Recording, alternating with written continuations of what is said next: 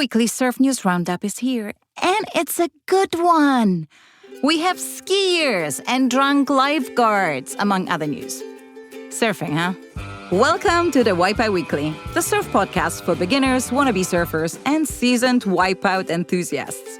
No hype, no filler, just the news and truths about what it takes to be surfing. I'm your host, Suze Wilson. Let's go out. America nearly put skiing in charge of surfing. In what might be one of the strangest administrative plotlines surfing has produced in a while, USA Surfing has officially been reinstated as the governing body for Olympic surfing ahead of Los Angeles 2028 Olympics. Which sounds normal, until you remember how we got here. Back in 2021, right after surfing made its first Olympic debut with Carissa Moore winning gold and generally making the whole thing look like a great idea, USA Surfing basically stepped down. Financial issues, audits, negative findings, the kind of stuff that makes governing bodies quietly go underground and hope no one notices too much. So, for a few years, U.S. surfing existed in this weird limbo. Programs were running, surfers were competing, but the official Olympic backing, the funding, the infrastructure, the legitimacy was missing. And then, in 2025, things took a turn. U.S. ski and snowboard decided it might like to run Olympic surfing instead. Yes, skiing, snowboarding, Utah. Oh boy. To be fair, there was a logic to it.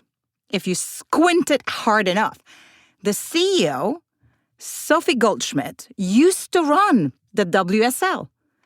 The Olympics in 2028 are in LA with surfing at lower trestles.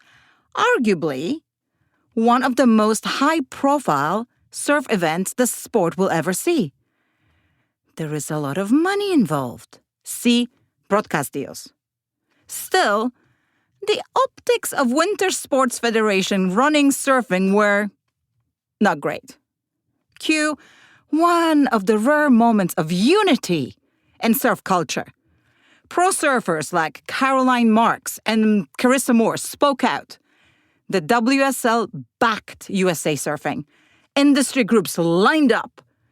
Even politicians in California got involved. The collective message was basically, please do not let people who have never organized a surf contest run Olympic surfing. By late 2025, ski and snowboard withdrew, and now, as of April 2026, USA Surfing is officially back in charge. This is the end. We hope. Here's a life-affirming story. A surfer, a spinal injury, and the long way back to the ocean. In San Diego, Colin Bose, a former competitive surfer, has returned to the water after being paralyzed from chest down in a shallow water diving accident in 2023. What makes this story land isn't just a comeback. It's how normal it sounds when he talks about it. The ocean is still his happy place. Surfing is still something he fully intends to keep doing. The difference is that now it involves an adaptive surfboard, a support system, and a completely redefined version of what surfing looks like. He's also been doing hours of daily therapy and working toward finishing an MBA. That makes you think, and what have I done since 2023? And one more time, surfing as therapy, but this time backed by stroke recovery. Meanwhile, over in the UK, Nick Hounsfield, founder of The Wave, has been talking about how getting back into the water played a major role in his recovery from a stroke.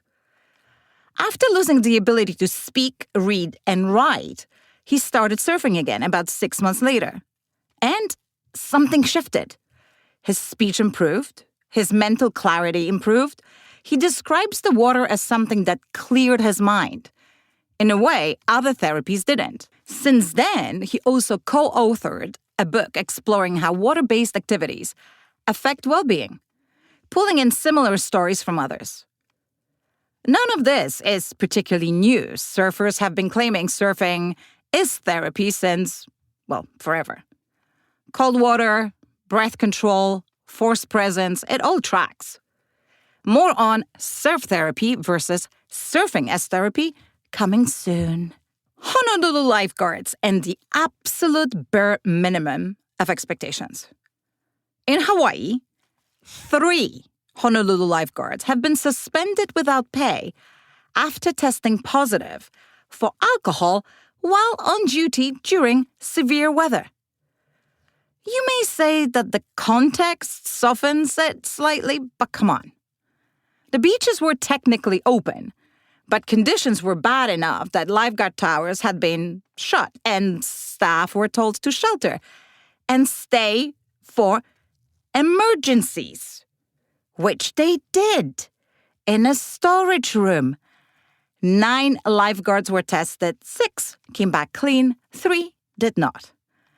The department has a zero-tolerance policy, which makes sense when your job is literally to keep people alive in unpredictable ocean conditions.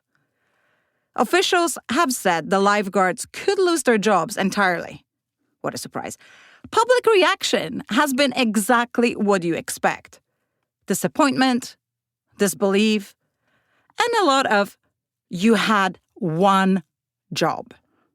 Yay! Another surf statue. Is this a season for surf statues or something? In Newquay, in the UK, a new, very big bronze statue of a surfer riding a wave has been installed overlooking Towan Beach. The project took over 6 years to complete and was funded as a gift to the town by a couple, Stuart and Sherilyn Koff, who built a surf business back in 1970s. At the right angle, the statue lines up with the ocean behind it, making it look like the surfer is actually riding a real wave, which is freaking cool. The intention is clear.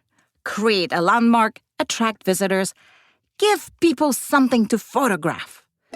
So far, we've seen 0 pics on Instagram, but maybe our search is a bit off. It's a shame, because objectively, the statue is stupendous. And that's all for today. Check out thewipyweekly.com for our free newsletter, more stories, and the surf directory for upcoming surf retreats, local events, and community listings. Thanks for listening. And I hope you get some waves this week.